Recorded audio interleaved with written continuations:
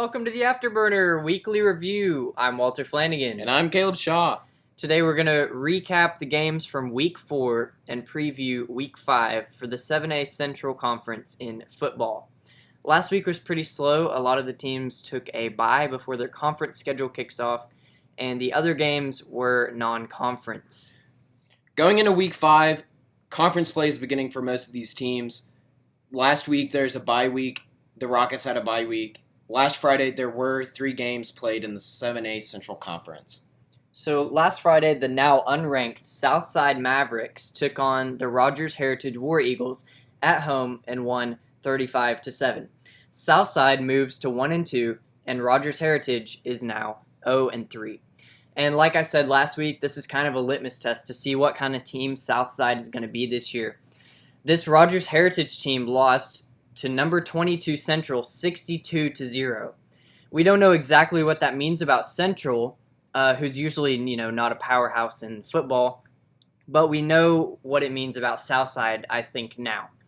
And what it means is that I'm still not impressed with the Southside Mavericks this season. They fall out of the top 25 from number 21 this week after starting 0-2 and then having a relatively mediocre performance against this 0-3 Rogers Heritage team. Southside has 62 points for and 88 points against. And this Friday, Southside plays at the number 14 Conway Wampus Cats. Conway is 2-1. I expect Conway to roll against this mediocre team at home, coming off their bye week. Conway has 61 points for and 51 points against. Also last Friday, the number 10 Cabot Panthers, who are now 3-0, played the number 18 Benton Panthers, who are 0-3, at home and won 37-28. Cabot has scored 115 points and allowed 61 points. Number 19 Catholic Eye Rockets, who are now 2-1. That game is at War Memorial Stadium starting at 7. Last year, the Rockets won 15-13 against Cabot in a 2-day rain delay. That game was such a fun game to attend. That Friday night, it was just pouring down rain. My raincoat got soaked all the way through. I was sitting in the student section that year. The lightning struck. It struck in the surrounding area, and we got the call that the game was going to be happening the next day. That's the Saturday at noon. William Plafkin scored the game-winning touchdown for us. Such a good game. Really fun. This season, so far, the Rockets have scored 89 points and allowed 33.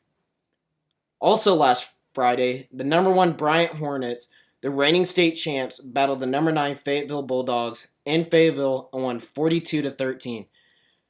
The mercy rule was involved in the third quarter. That's right, Bryant mercy ruled Fayetteville.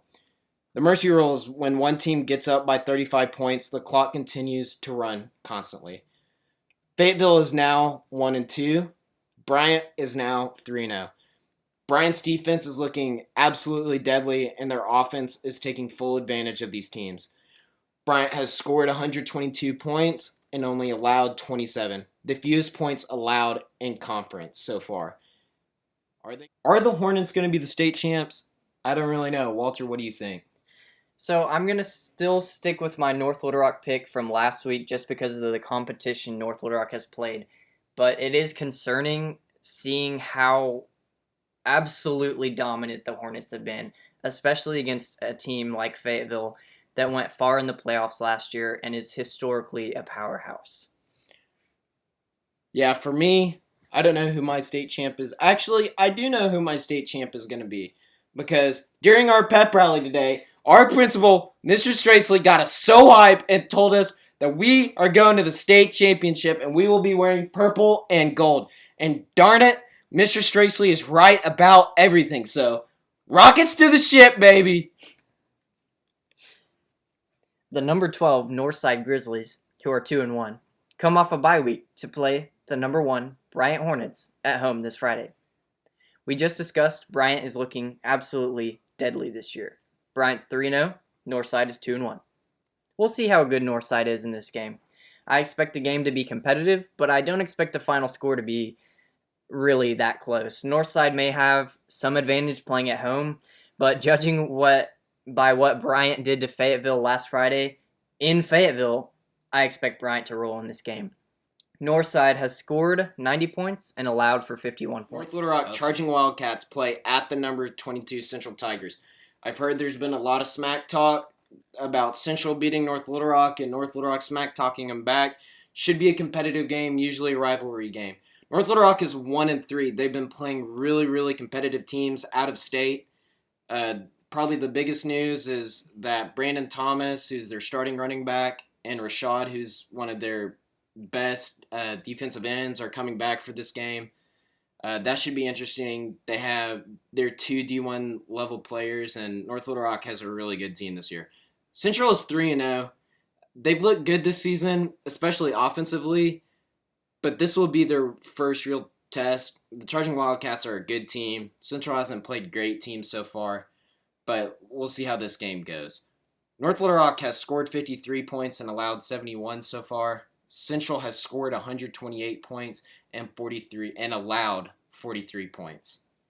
So I expect this game to be pretty competitive and close, especially being somewhat of a rivalry game. But I expect the Wildcats to win by for sure 10, probably even more than that.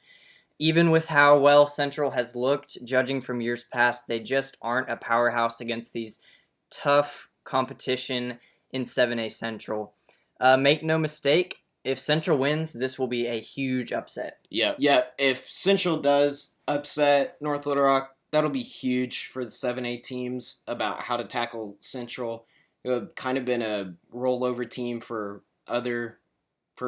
teams in the conference. Just these teams are going to be evaluating a game plan, and it'll be a huge upset if Central wins. So again, like I said earlier, North Little Rock is still my pick to win the state title, but judging by how Bryant played, it doesn't look as safe going into Week 5. So just to go over again which 7A Central games are happening this Friday in Week 5, we have the Cabot Panthers playing at the Catholic High Rockets. The Bryant Hornets are playing at the Northside Grizzlies. The North Little Rock Charging Wildcats are playing at the Central Tigers. And the Southside Mavericks are playing at the Conway Wampus Cats. And here's a brief recap of this week's Arkansas High School Football Top 25 rankings. Number 1 is Bryant. They are 3-0. Number 2 is Greenwood out of 5A. They are 3-0. Number 3 is Bentonville, also 3-0. Number 4 is North Little Rock, 1-2. Number 5 is Arkadelphia. They are 3-0. Number 6 is Pulaski Academy. They're 2-1. Number 7 is Little Rock Christian Academy. They are 3-0. Number 8 is Shiloh Christian out of Springdale. They are 3-0. Number 9 is Fayetteville. They are 1-2. 10 is Cabot. They are 3-0. Number 11 is Harrison, also 3-0. Number 12 is Northside, 2-1. Number 13 is Bentonville West. They are 1-2. At number 14, we have Conway, who are 2-1. Number 15, we have Harbor out of Springdale, who are 2-1. At number 16, we have Searcy, who are 3-0. At number 17, Jonesboro is 2-1. Number 18 is Benton, who is 0-3. Number 19 is Catholic High, who is 2-1. Number 20 is Wynn, who is 2-1.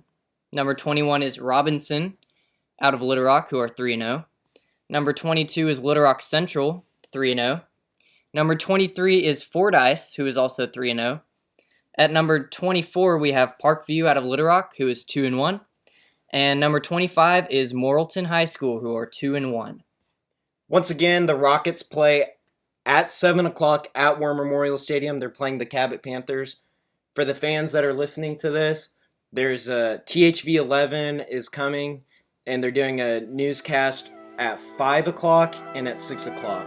The theme is purple and gold. We hope to see everyone out there. Go Rockets!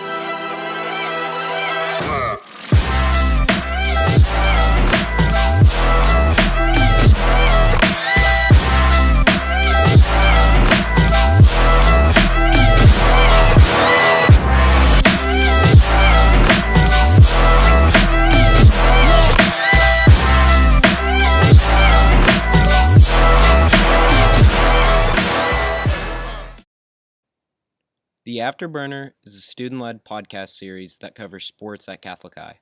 It is written, directed, produced, and edited by Walter Flanagan and Caleb Shaw. Thank you to the Catholic High Student Journalism Department for allowing us to use their online platform to post content. The Afterburner can be found at liftoffnews.com.